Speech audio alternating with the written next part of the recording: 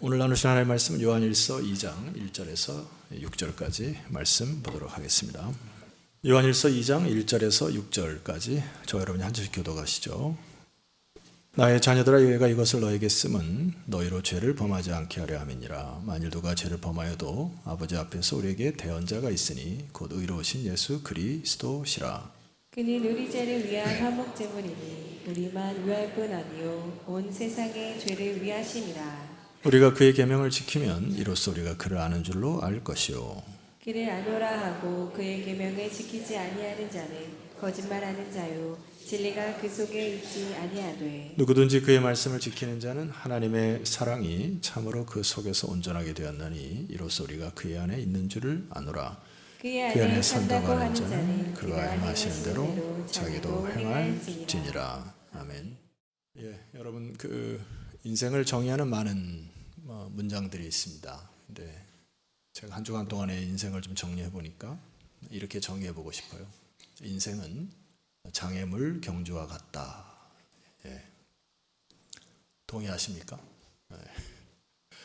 여러분, 지금까지 많은 장애물들을 뛰어넘어 오셨는데 애석하게도 또 다른 장애물들이 기다리고 있습니다.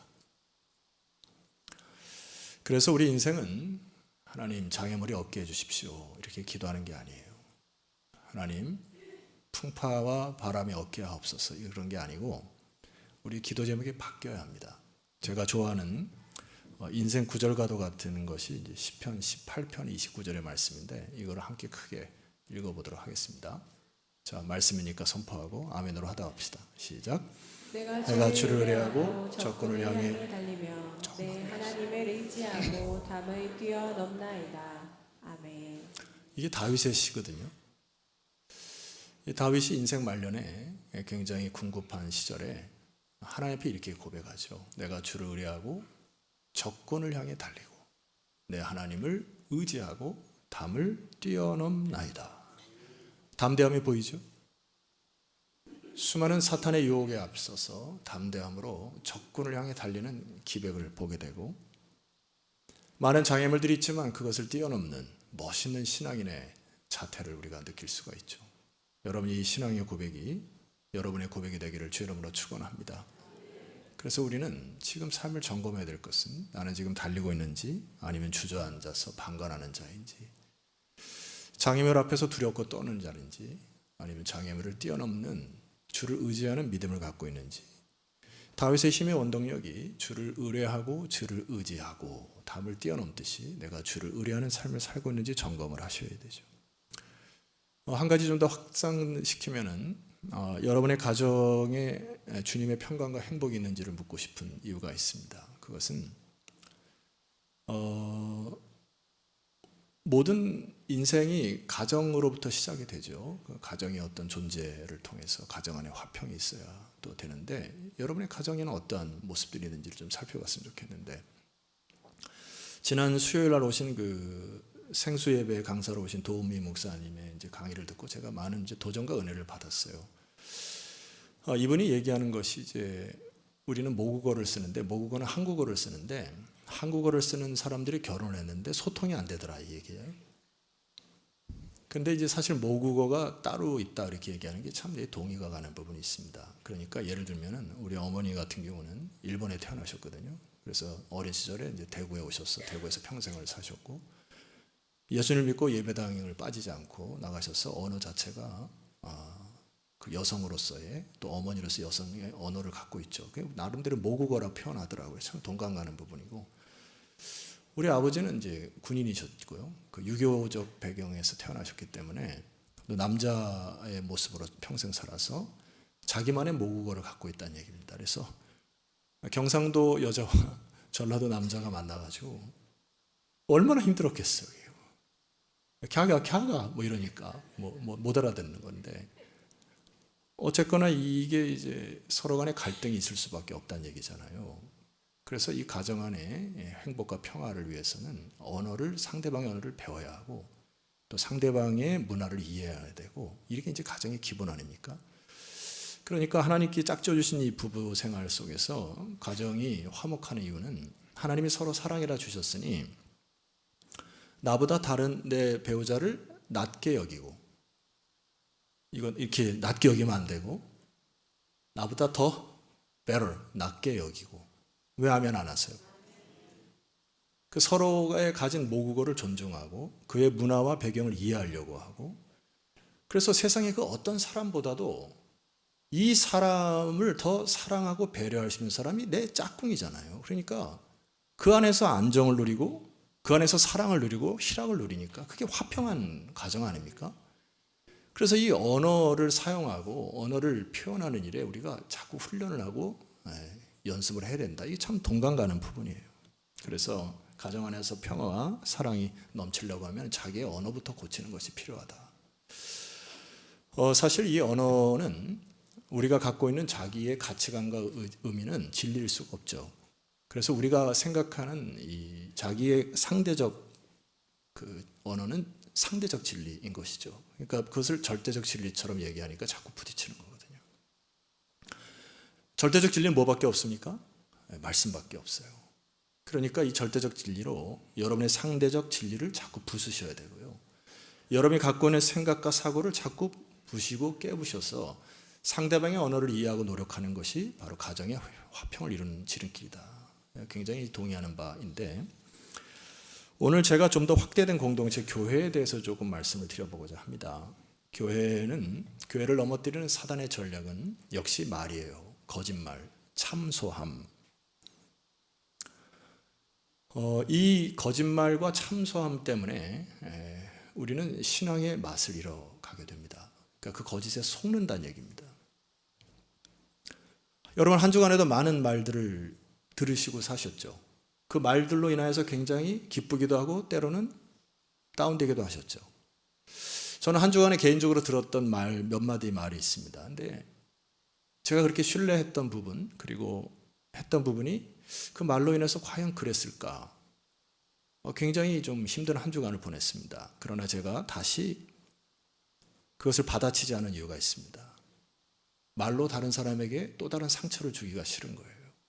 물론 나를 비방하고 뒷담화할 수 있지만 하나님 앞에서 내가 관계 속에서 또다시 그것을 반대적으로 디스를 하거나 표현할 경우에 사탄이 좋아한다.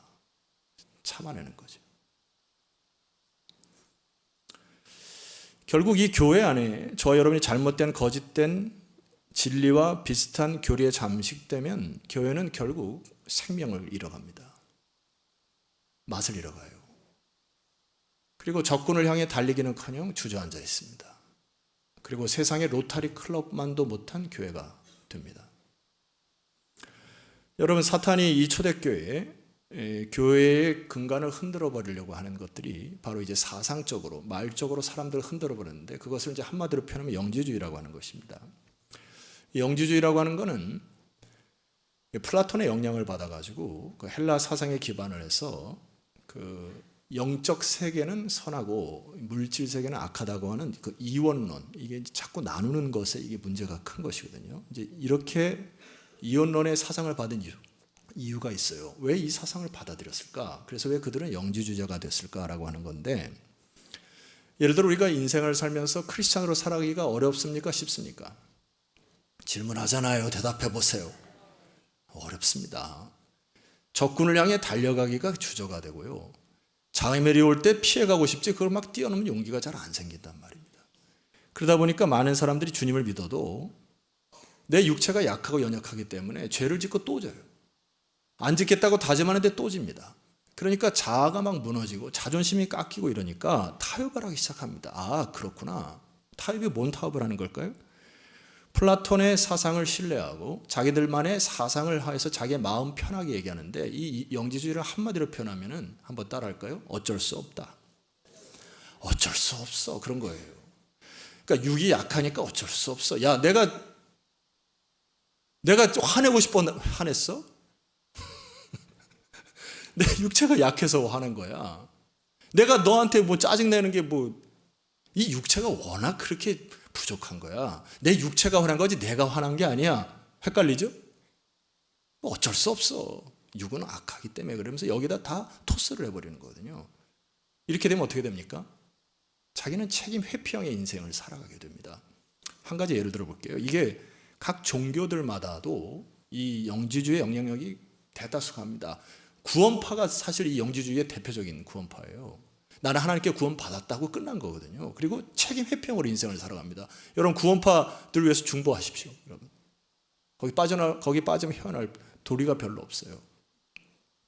제가 한번 아랍권에 선교를 갔을 때 그 문화 자체가 틀리잖아요. 언어와 말들이 다 틀리고 그러니까 굉장히 스트레스 받았는데 가장 제가 스트레스 받았던 거는 시간 약속을 안 지키는 사람들이 너무 싫었어요.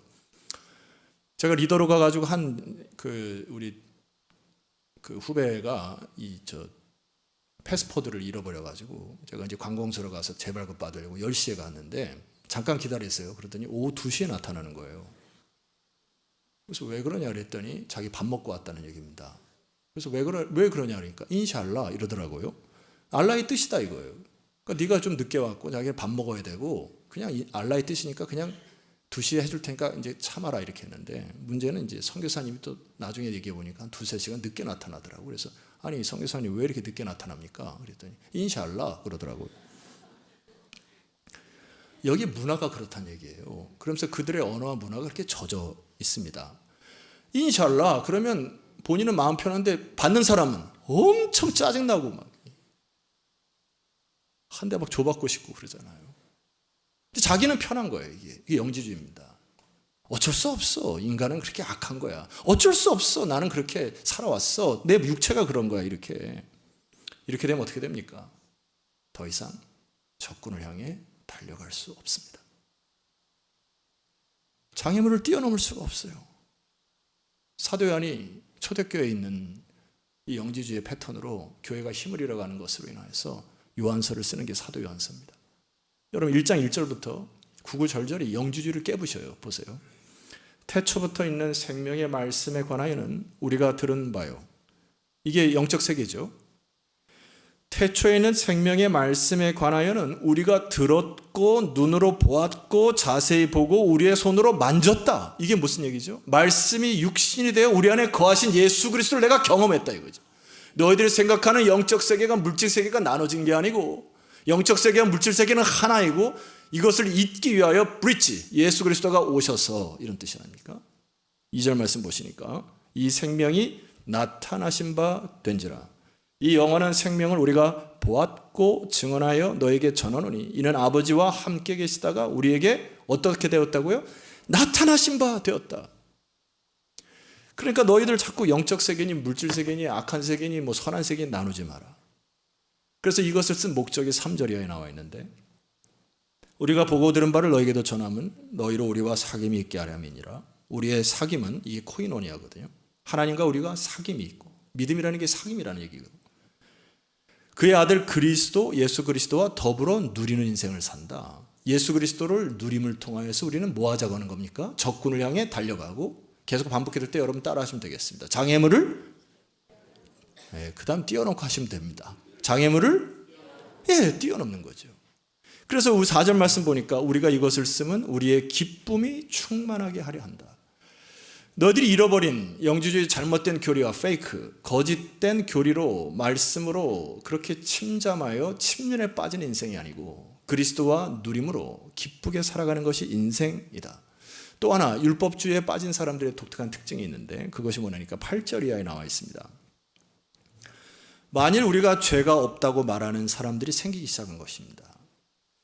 근데 그거는 스스로 속이고 진리가 우리 속에 있지 아니한다. 이제 이 사람들의 논리는 뭐냐니까 우리가 영적 계시, 이 불꽃이라는 표현을 하거든요. 우리 불꽃이 진리의 계시가 우리 안에 확 들어와 가지고 내가 그것이 깨달아져서 나는 구원받았다 확신하여 이제 더 이상 죄의 뿌리가 다 타버려 나는 죄를 짓지 아니한다 이렇게 판단하는 사람들이 영지주의자에 또 나와 있어요.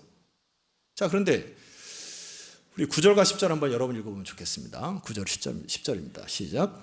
만일 우리가 우리 죄를 자백하면 그는 미쁘시고 의로우사 우리 죄를 사하시며 우리를 모든 불의에서 깨끗하게 하실 것이요. 10절. 만일 우리가 범죄하지 아니하였다 하면 하나님을 거짓말하는 이로 만드는 것이니 또한 그의 말씀이 우리 속에 있지 아니하니라. 자, 여기 보니까 이 영지주의의 또 다른 패턴 하나가 뭐냐니까 우리가 범죄하지 아니하였다 이렇게 자꾸 얘기를 하는 사람들이 있다는 얘기입니다. 여러분, 예언 하나 해볼까요? 여러분 오늘부터 다음 주 주일 예배까지 죄를 지실 거예요. 제가 볼 때 생각의 죄, 탐욕의 죄, 언어의 실수, 행동 맞지 않습니까? 우리는 죄를 안 지을 수 없어요. 우리 타락된 본성이 있기 때문에. 근데 이 사람들이 마음 편하려고 이미 우리의 죄가 다 탔다, 뿌리가 탔다 이러고서 우리는 거룩하다 이렇게 표현하는데 그렇지 않습니다. 이거를 받아들이게 되면 어떤 문제가 생기냐면은 나는 겉으로는 굉장히 의인인 것 같은데 속은 뭉그러지는 거죠. 검게 탑니다. 왜? 죄를 안 지어야 되는데 탐욕의 죄, 생각의 죄, 유혹의 죄, 간음의 죄를 자꾸 짓기 때문에 결과적으로 자꾸 자기가 죄를 짐으로 인해서 버려진 존재. 하나님이 나를 버리셨나? 혹은 비참한 루저로 내가 이 정도밖에 안 되나 하고 제가 여기 표현한 단어가 있어요. 말라버린 나무처럼 생기 없이 인생을 살아가게 됩니다. 신앙은 그런 게 아니에요. 오늘 본문의 말씀에 사도 요한의 중심이 담기는 문맥이 있습니다. 요한일서 2장 1절의 말씀 보니까 첫 번째 뭐라고 선포하죠? 나의 자녀들아 이렇게 얘기를 해요. 나의 자녀들아. 사실 이게 굉장한 큰 은혜의 말씀인데 영주주의자가 개인과 공동체를 또 자꾸 나누거든요. 근데 우리가 주 안에서 우리 예수 그리스도가 맏형이 돼요. 예수 그리스도 이후에 여러분들은 이제 형제 자매가 돼요. 할렐루야. 생김새도 다르고 생각도 다르고 여러분 잠깐 옆치치 한번 잠깐 쳐다보세요. 이렇게 다를 수 있어요? 너무 달라. 너무 다른데 사도 요한이 뭘 얘기하는 거예요? 나의 자녀들아. 복음으로 낳은 이 사람들이 여러분들이 다 함께 그리스도 안에서 한 가족이 되었다. 아멘하면 제가 기쁘게도 할 텐데 이게 복음 아닙니까? 이게 사실 육신으로 낳았던 우리 형제 자매보다도 때로는 저는 우리 반석교회 형제 자매들이 더 친하고 말이에요. 더 보고 싶고 그 예수 그리스도 안에 사랑이 넘치니까 이게 주 안에서 패밀리가 되는 거 아닙니까 여러분? 이게 공동체. 그래서 이 글을 쓴 목적 중에 두 번째가 있습니다. 중반절에 보니까 내가 이것을 너에게 쓰면 너희로 죄를 범하지 않게 하려 함이니라. 이 말은 죄 가운데 머물러서 죄를 묵상하며 살지 않도록 하길 원한다. 죄를 질 수는 있으되 다시금 일어나 적군을 향해 달리고 담을 뛰어넘는 믿음의 패턴으로 돌아오길 바란다. 그 이유가 뭐냐니까 하반절에 보니까 만일 누가 죄를 범하여도 여러분 범하시죠? 아버지 앞에서 우리에게 뭐가 있다고요? 대언자가 있으니 이 대언자는 헬라어 단어로 파라클레이토스라고 하는 단어인데 성령께 쓰는 단어입니다. 유일하게 사도 요한이 우리 주 예수 그리스도를 파라클레이토스라고 얘기를 합니다. 주님이 우리의 변호사가 되고 우리의 중재자가 되고 우리의 대언자가 되어 하나님 앞에 여러분의 죄를 아뢰어 여러분들이 만일 우리가 우리 죄를 자백하면 저는 미쁘시고 의로우사 우리의 죄를 사하시고 모든 불의에서 우리를 깨끗게 하시는 예수 그리스도가 계심으로 담대히 주 앞에 나아가는 거예요. 그분의 이름이 뭐라고 나와 있습니까? 곧 의로우신 예수 그리스도시니라. 나의 의로 나가는 게 아니고 예수 그리스도의 의로 주 앞에 나오는 이 시간이 은혜의 시간인 것이에요. 금요일날 오신 박영희 선교사님 말을 들면은 태국왕 앞에 나갈 때는 옆으로 기어서 나간다더라고요. 많은 사람들이 길거리에 넙죽 엎드려가지고 옆으로 기어가서 왕이시여 이러고. 여러분 주일날 저기 본당에서부터 기어서 앉으시겠습니까? 우리 하나님은 그런 하나님이 아니시죠. 너희 죄가 주홍같이 붉을지라도 예수 그리스도로 인하여 정금같이 희어질 것이요. 그 믿음의 담대함으로 다시 이 자리에 앉는 거예요. 우리는 이번 한 주간은 또 실수할 거 넘어질 수 있지만 예수 그리스도를 통해서 우리의 대언자가 되신 그분을 의지하여서 하나님 앞에 담대히 나와 또 한 주간을 믿음으로 선포하며 살아가는 거, 이것이 우리의 믿음의 패턴 아닙니까? 제가 과거의 저의 삶을 돌아보아도 죄를 짓고 나니까 굉장히 괴롭고 어려운 어두운 시절이 있습니다. 의뢰할 때가 어디가 있어요? 주님밖에 없어요. 차가운 바닥에 와서 강대상 밑에 엎드려가지고 하나님 죄를 고하고 하나님께 눈물 콧물 흘리고 기도할 때가 있었습니다. 희한한 것은 어느 순간 하나님의 방법과 타이밍 때 하나님이 그 죄의 모든 책임과 무거움을 걷어가시더라고요. 그리고 우리가 다시 살아나게 하는 것이죠. 그것을 오늘 본문 말씀 보니까 2절 말씀에 이렇게 되어 있어요. 그는 우리 죄를 위한 화목제물이다. 우리만 위할 뿐 아니라 온 세상의 죄를 위하심이니라. 고대 풍습에 의하면은 여기 화목제물에 대한 의미는 두 가지 의미가 있어요. 첫 번째는 속죄라는 의미가 있고, 두 번째는 신의 진노를 풀기 위해서 드리는 제물, 이런 의미가 있습니다. 고대 근동에 많은 이방신들에게 동물이나 심지어는 자기 아들을 바치는 관습들이 있었지 않습니까? 근데 하나님은 하나님 방법대로 그의 아들 독생자 예수 그리스도를 보내셔서 여러분들의 죄를 다 사하심으로 담당하셔서 자기 아들을 제물로 삼으셨다는 얘기죠. 그래서 모든 죄를 씻기셨다는 얘기입니다. 자, 죄에 대한 결론이에요. 우린 인생을 살아갈 때 내가 죄 없다 주장할 수 없고 앞으로 죄를 짓지 않는다 말할 수 없습니다. 그래서 우리는 이렇게 고백해야 돼요. 화면을 통해서 저를 따라하시죠. 주님, 저는 죄인입니다. 저는 죄인입니다. 값없이 주시는 구원의 은혜를 받았음에도 값없이 주시는 구원의 은혜를 받았음에도 여전히 넘어지고 범죄하는 저는 죄인입니다. 여전히 넘어지고 범죄하는 저는 죄인입니다. 뭐라고 기도해야 됩니까? 긍휼히 여기시옵소서. 긍휼히 여기시옵소서. 저를 불쌍히 여기시옵소서. 저의 언어를 고쳐주시옵소서. 저의 생각을 치료하여 주옵소서. 그래서 강단에 여러분 차례에서 하나님께 기도하는 거 아닙니까? 하나님, 하늘의 언어를 받게 하옵소서. 주의 말씀으로 나를 강건케 하옵소서. 상대적 진리에 놀아난 나의 진리를 깨부셔 주시옵소서. 그렇게 우리 하나님 앞에 나오시는 거예요. 그럼 하나님의 은혜에 여러분을 치료하는 놀라운 축복이 있는 것이죠. 그리고 우리는 이런 다짐을 해야 합니다. 3절 이하에 보니까 우리가 그의 계명을 지키면 이로써 우리가 그를 아는 줄로 알 것이요. 뭐 한다고요? 그의 계명을 지킨다라고 얘기합니다. 사랑하는 사람의 말은 우리가 귀담아 듣고 그 말을 지킬 때 가정에 화목이 옵니다. 옆에서 얘기하는데 귀담아 안 들으면 소통이 안 되죠. 여러분, 가정의 불화가 어디서 옵니까? 서로 얘기가 안 통한대. 왜 안 통합니까? 안 들으려고. 서로 사랑에 어떤 불씨가 없으니까 자꾸 이게 불통이 되는 거거든요. 그런데 사랑이라는 게 뭐예요? 옆 사람을 배려하고 그 사람의 언어를 이해하려고 하고 그 사람의 말을 따라주려고 할 때 가정에 화평이 오는 것이죠. 교회도 마찬가지입니다.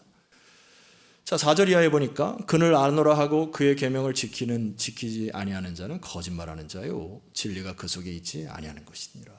5절 누구든지 그의 말씀을 지키는 자는 하나님의 사랑이 참으로 그 속에서 온전하게 되었나니 이로써 우리가 그 안에 있는 줄을 아노라. 6절 한번 선포하고 아멘을 합시다. 자, 시작. 그 안에 산다고 하는 자는 그가 행하시는 대로 자기도 행할지니라. 아멘. 아멘 하셨어요? 주님이 행한 대로 우리도 행하는 것이다. 여러 말 필요 없고 제가 오늘 글 읽어보니까 참 동감 가는 글 하나 여러분에게 소개시켜 드릴게요. 사랑장이 성경에 무슨 장이죠? 고린도서 13장인데 거기에 성령의 열매부터 시작해서 많은 게 나오잖아요. 근데 한 주석가가 이렇게 썼습니다. 사랑은 오래 참고, 사랑은 오래 참고, 사랑은 오래 참고, 사랑은 오래 참고.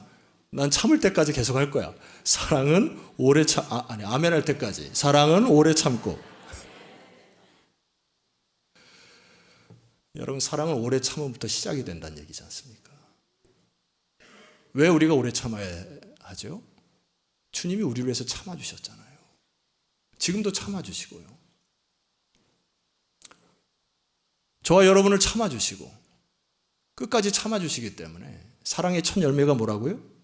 오래 참는 거, 오래 참는 거. 한 주간 동안에 실천하시는 여러분 되었으면 좋겠습니다.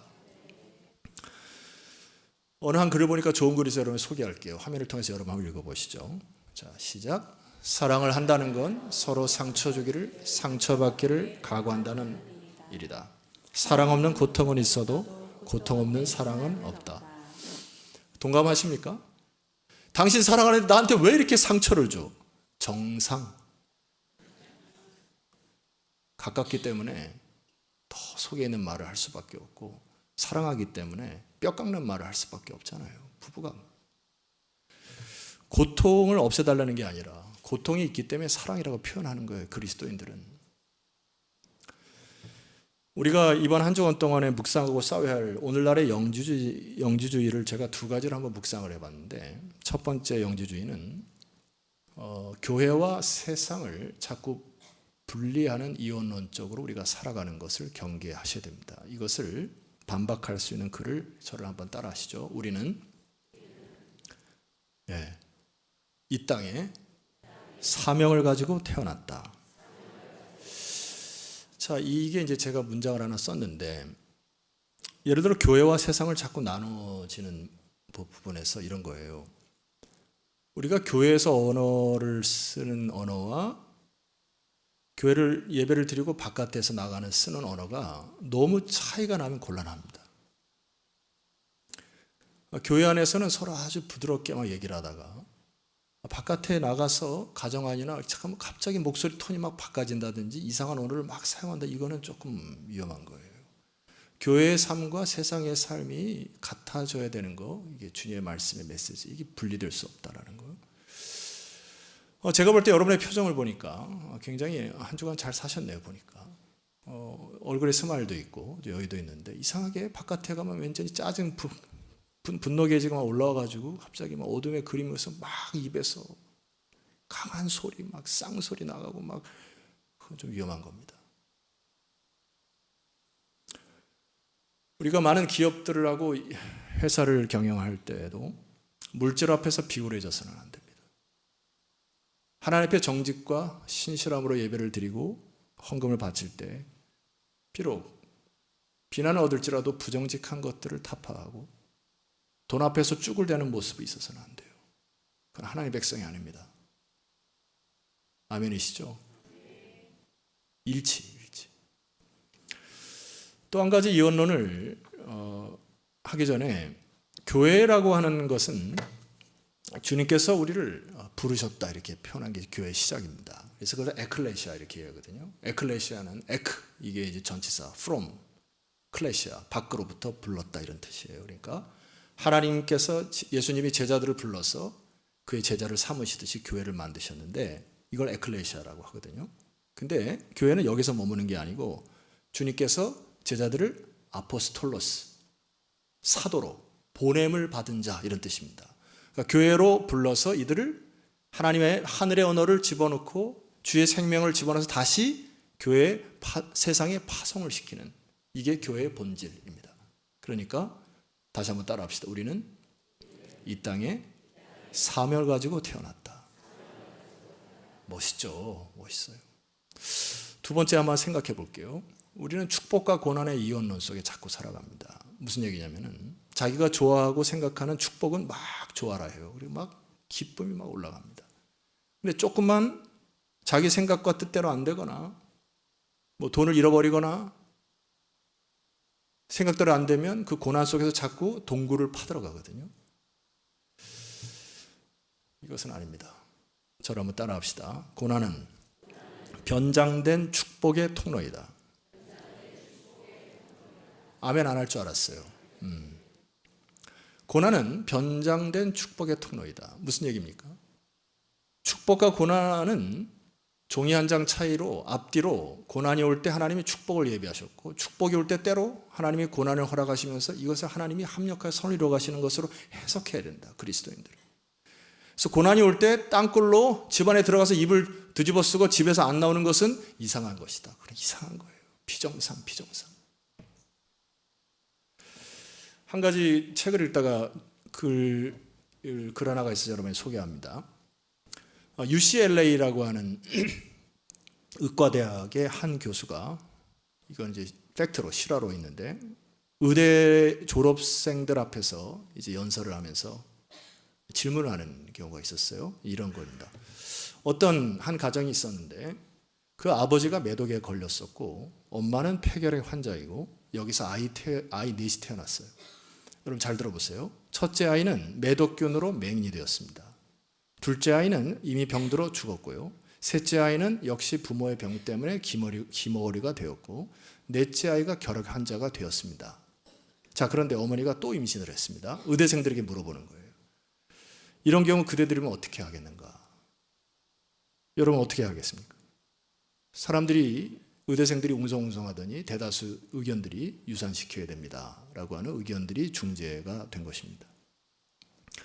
악조건에서 인생에 태어난 것은 불행입니다라고 하는 합리적인 생각으로 교수에게 말을 했습니다. 그런데 학생들의 한결같은 대답에 교수는 아주 정중하게 말했습니다. 그대들은 지금 베토벤을 죽였습니다.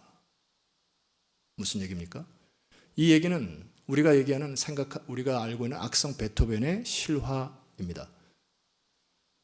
베토벤의 아버지는 매독에 걸렸고 엄마는 폐결핵 환자로서 이 넷째 아이를 낳고 다섯째가 바로 베토벤입니다. 여러분 아시다시피 불행한 환경 속에 자랐지만 가장 치명적인 청각의 장애를 안고 살았지만 귀가 점점 어두워서 곡을 쓸 수 없는 상태에 있을지라도 제가 글을 읽어보니까 유서를 써놓고 한 8편에서 9편의 유작을 쓰는데 그 중에 하나가 뭐냐니까 프로이덴이라고 하는 환희의 성과, 그 베토벤의 교향곡 15번에 나와 있는 기뻐하며 경배하세 영광의 주 하나님, 그때 나왔던 것이 환희라고 하는 베토벤의 작곡입니다.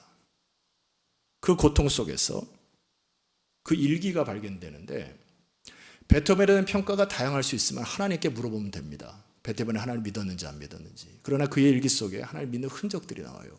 제가 그 일기를 발췌해 왔는데 읽어볼게요. 어떤 방법으로든지 저로 하여금 당신을 향하게 하시고 훌륭한 작품들로 열매를 맺게 하소서.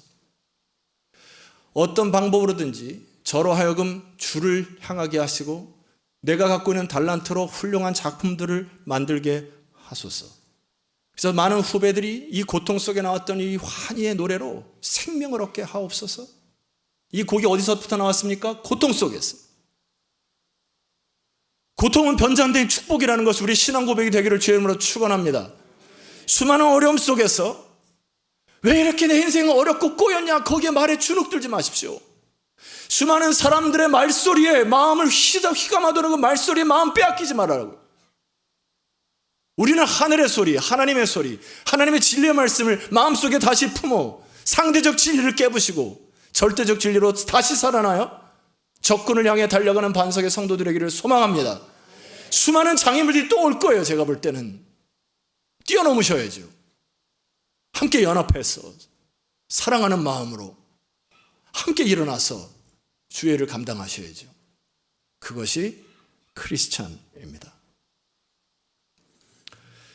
자리에서 일어납시다. 우리 존 스토트 목사님이 쓰신 그 기독교 기본 진리의 유명한 문장 하나만 읽고 우리 찬송드리기를 원합니다. 선포해 볼까요? 시작. 교회는 진리 안에서 피차 사랑하고 사랑 안에서 진리를 붙들라고 부름을 받았다. 다시 한번. 교회는 진리 안에서 피차 사랑하고 사랑 안에서 진리를 붙들라고 부름을 받았다. 아멘. 우리 옆지석에 교제하고 이 찬양 드리길 소망합니다. 사랑하겠습니다.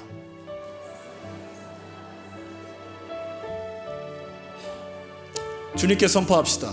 교회여 일어나라. 주께서 부르시니. 따라합시다. 두려움과 실패 내려놓고 교회여 일어나라. 교회여 일어나라. 하나님께 찬송으로 나아가십시다. 여러분 진리의 말씀으로 여러분이 다시 일어나시기를 주의 이름으로 축원합니다. 여러분의 가정에 하나님의 평강이 다시 살아나기를 주의 이름으로 축원합니다. 교회가 일어나 이 세상의 어둠을 정복하고 빛이신 아버지를 전할 수 있는 사명감으로 일어나는 주의 교회 되게 하여 주옵소서. 우리 주여 한번 간절히 부르시고 기도하며 나아갑니다.